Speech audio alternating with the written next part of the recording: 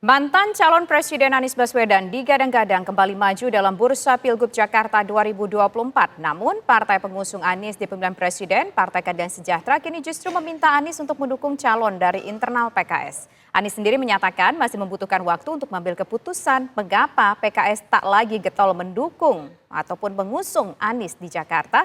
Apakah partai dakwa ini mulai menghitung timbal balik politik?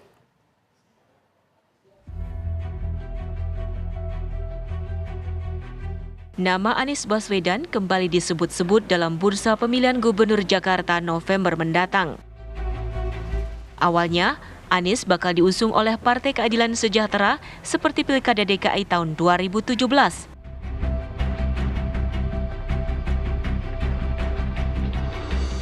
Namun belakangan, Sekjen PKS mengungkap partainya ingin mengusung kadernya sendiri dan meminta Anies untuk memberikan dukungan. Pastinya dia akan kembali, tetapi kami dari PKS mengatakan Pak Anies sudah 25% sebagai tokoh nasional. Kasih kesempatan sekarang Anies mengantarkan orang PKS untuk menjadi gitu. Tetapi kita lihat nanti, dialog-dialog ini kan dinamik politik nih, berkembang ya kan. Gitu, kita tunggu saja. Memang DKI ini paling seru ya, paling suasananya kayak Pilpres.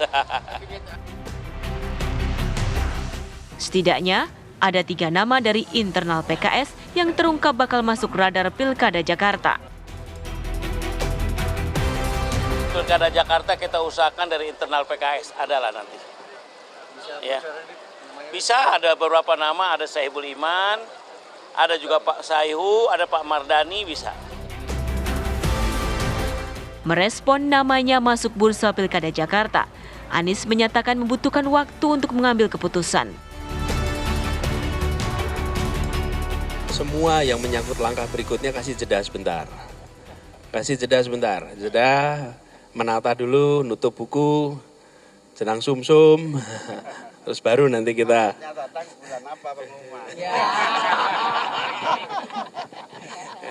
Nanti ini dah, biasanya Gus Imin tuh, Gus Imin tuh istikharahnya mantap. Jadi kita nunggu istikharahnya Gus Imin dulu. Nah, kalau Gus Imin ada ini nggak Gus? Tadi kan soal perjuangan dilanjutkan Pak Anies untuk digosok-gosok dikit nggak sama nggak? Rasa manas-manasi.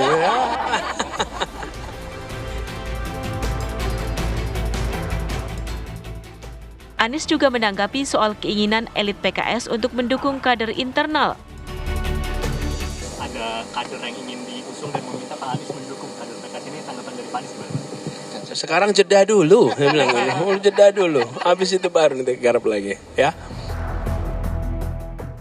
Permintaan PKS terhadap Anies dinilai sebagai hubungan timbal balik dalam politik. Jika Anies maju dalam bursa Pilkada Jakarta, bisa jadi menjadi lawan bagi Partai Keadilan Sejahtera.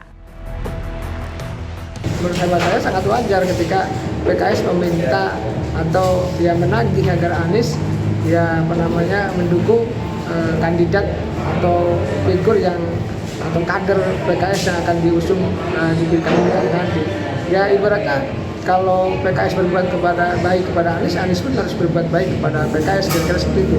Apakah nanti Aniesnya mau atau tidak, ya kita tidak tahu.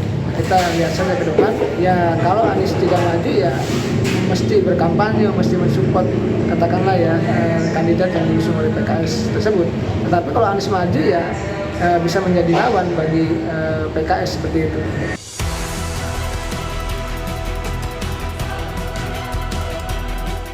Dalam Pilkada 2017, Anies yang berpasangan dengan Sandiaga Uno diusung PKS dan Partai Gerindra. Dari Jakarta, tim TV One mengabarkan. Akankah Anies Baswedan berkampanye mendorong calon gubernur Jakarta yang diusung oleh PKS atau Anies akan tetap maju karena perolehan suara di Jakarta saat Pilpres hampir berimbang dengan Prabowo? Untuk membahasnya pemirsa telah bergabung bersama kami ada juru bicara PKS yaitu ada Pak Pipin Sopian dan juga pakar politik yaitu ada Bang Henry Satrio. Selamat sore Bapak-Bapak semua. Sore, Assalamualaikum. Waalaikumsalam warahmatullahi wabarakatuh. Terima kasih. Nah, pertama saya ke Bang Pipin Assalamualaikum terlebih Mbak dahulu. Tisa, Bang Pipin. Bang Pipin. Ya, Bang Pipin, gini, jadi di Pilgub DKI nanti sudah pasti PKS akan majukan kader internal dan bukan lagi Anies Baswedan. 100% itu sudah pasti? Yang pertama, setiap partai politik tentu berharap kader terbaiknya yang akan menjadi pejabat negara, yang menjadi calon kepala daerah termasuk calon presiden. Sebagaimana kami waktu 2017 mengusung Pak Anies ya, sebetulnya sebelumnya bukan Pak Anies Sandi, tapi Sandi Mardani waktu itu ya. Dan kami memahami bahwa kami tidak punya kemewahan pilihan kecuali kita akan mencalonkan sesuai dengan koalisi. Nah, tentu dalam setiap hajatan politik yang akan kita pertimbangkan adalah siapa yang berpeluang menang ya. Dan kami memahami betul bahwa pertarungan pilkada itu terutama di DKI memang kita harus melihat dari sisi elektabilitas, kapasitas, integritas ya. Sehingga nanti calon yang akan kita usung adalah calon yang terbaik.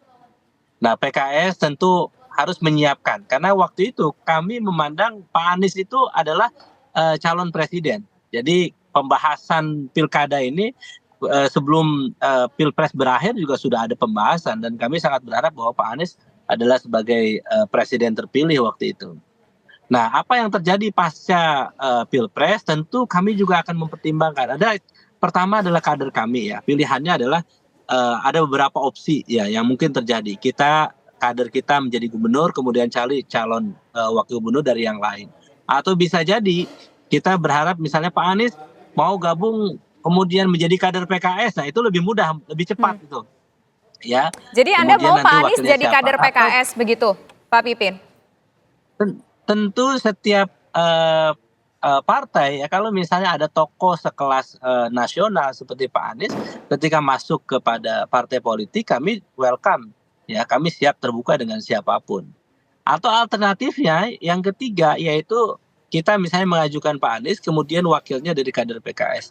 Saya kira tentu ya kami belajar dari pengalaman bahwa ketika kader kami menjadi kepala daerah seperti Kang Aher di Jawa Barat 2 periode, banyak prestasi yang ditorehkan, banyak pengabdian, program-program yang pro rakyat bisa kita lakukan. Jadi konsentrasi kami adalah pertama adalah kemampuan untuk menang, how to win-nya yang dimiliki oleh calon yang kita usung.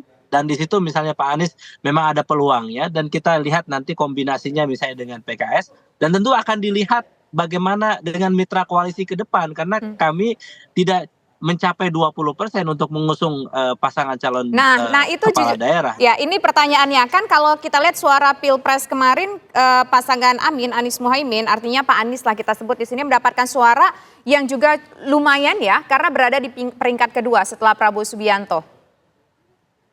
Ketika Pilpres. Ya itu tentu kan. Ya, dan saya kira Pak Anies ini kan luar biasa. Gubernur yang banyak prestasinya diusung oleh PKS sama Gerindra waktu itu. Kemudian Pilpres juga dapat dukungan yang signifikan di DKI. Artinya memang warga DKI secara mayoritas sebetulnya secara seimbang lah melihat prestasi Pak Anies yang luar biasa. Nah di sini tentu kami juga mempertimbangkan. Kami juga tidak bisa menutup mata terhadap prestasi Pak Anies dan harapan dari masyarakat DKI yang menghendaki Pak Anies mungkin maju lagi. Tapi kami juga ngobrol kemarin ketika di acara Halal Bihalal dan beberapa kesempatan tentang bagaimana DKI. Tapi Pak Anies kan juga ingin jeda terlebih dahulu. Jangan seakan-akan terus-terusan mencari posisi jabatan tertentu untuk selanjutnya. Bagi kami memahami bahwa Pak Anies bersikap bahwa tolong berikan jeda supaya ada kesempatan untuk merenung yang terbaik ke depan seperti apa. Tapi lagi-lagi kami harus sampaikan bahwa bagi PKS kami sangat menghormati Pak Anies Baswedan. Dan pilihan-pilihan beliau yang akan dilakukan. Oke, baik. Sekarang kita ingin menuju ke Bang Henry Satrio. Bang Henry Satrio, tampaknya ini PKS ingin meminta timbal balik politik lah. Selama ini udah kita dukung, di Pilgub kita dukung, kemudian di Pilpres juga udah kita dukung. Gantianlah Pak Anies yang dukung kita sekarang nih dari PKS. Kalau menurut Anda maukah Anies Baswedan menerima permohonan dari PKS tersebut? Ya mesti mau ya. Kan satu kesempatan PKS untuk mendapatkan jabatan di Jakarta juga waktu itu quote and quote ya tidak dipenuhi oleh Mas Anies tuh waktu Mas Sandi mundurkan diri, kan harusnya bisa masuk tuh calon PKS mendampingi Pak Anies, tapi waktu itu akhirnya yang masuk adalah kader Gerindra lagi gitu, Pak Riza Patria. Walaupun kemudian itu pasangan harmonis, tapi menurut saya memang seyogianya kali ini Mas Anies membantu PKS. Nah, kemudian apakah nanti Anies Baswedan akan maju lagi sebagai gubernur? Ini kan masih misteri juga, Tisa. Karena kalau dilihat kasat mata saat ini, setelah jadi gubernur, kemudian nyapres, kalau kemudian nyagup lagi, ini seperti mencari peruntungan akhirnya. Jadi saya setuju tuh kalau Mas Anies kemudian jeda ingin merenung lagi. Harusnya malah menurut saya dia menjaga asa gerakan perubahan yang 24-25% itu gitu untuk misalnya disiapkan untuk ditingkatkan di 2029. Tapi kalau kemudian masuk lagi ke ranah pilkada, ya walaupun itu masih jadi haknya Mas Anies, ya kalau kemudian dipertimbangkan sebagai strategi politiknya Mas Anies, ya silakan aja ya. Tapi menurut saya alangkah baiknya dijaga yang asa gerakan perubahan yang 24-25% itu. Lagi pula dari nama-nama yang disampaikan oleh Habib Sekjen PKS tadi, itu mungkin juga akan bertambah nama-namanya tuh ya. Tadi kan hanya disebut Pak Taihu, kemudian ada Pak Mardani gitu ya, ada Pak siapa lagi tadi tuh Kang Pipin, tapi ada nama-nama besar lain seperti Hidayat Nur Wahid gitu ya, Sohibul Iman ya, ada Hidayat Nur Wahid, kemudian orang dekatnya Mas Anies tuh yang pernah juga jadi Dewan Pakar PKS, Sudirman Said misalnya. Jadi sebetulnya PKS itu kalau di Jakarta tidak pernah kekurangan kader bagus gitu. Bahkan kemarin kan suaranya besar sekali, pemenang pileg Jakarta tuh PKS tuh. Jadi kalau kemudian mereka mau memajukan kader sendiri, bagus juga. Nah untuk Mas Anies sendiri menurut saya memang, saya juga kaget ya setelah PKS, Nasdem kan juga sempat Pak Surya Paloh dalam sebuah momen press conference itu justru menyebut nama Ahmad Saroni dibandingkan Anies Baswedan. Sementara PKB pun nampaknya lebih suka mendorong Ida Fauziah daripada Anies Baswedan. Jadi kalau sampai hari ini ya politik dinamis memang, tapi per hari ini nampaknya banyak pihak yang ingin membuat Anies Baswedan untuk menjaga asa 24%, 25% gerakan perubahan tadi. Oke, kita tahan di situ dulu. Mas, kita dapat poinnya bahwa politik masih dinamis dan ini sebuah hal yang seharusnya diterima baik, disambut positif oleh Pak Anies. Nanti kita akan bahas lagi. Pemirsa, kami kembali usai jeda berikut. Saya ingin ke Pak Pipin. Pak Pipin, ini kan masih menimbang-nimbang ya, meskipun sudah ada mungkin dikomunikasikan, ini sudah dikomunikasikan kan sebelumnya kepada Pak Anies Baswedan. Nah kalau sudah dikomunikasikan mungkin yang bersangkutan masih menimbang-nimbang. Tapi bagaimana kalau seandainya Pak Anies ini juga ingin maju ke DKI 1? Ya tentu kita akan pertimbangkan ya. Jadi kalau kita lihat, saya bilang ada dua kemampuan yang harus dimiliki oleh calon kepala daerah. Yang pertama adalah capacity to win, yang kedua adalah capacity to govern. Kemampuan untuk menang dan kemampuan untuk mengelola kemenangan untuk pemerintah itu memang dimiliki oleh Mas Anies Baswedan.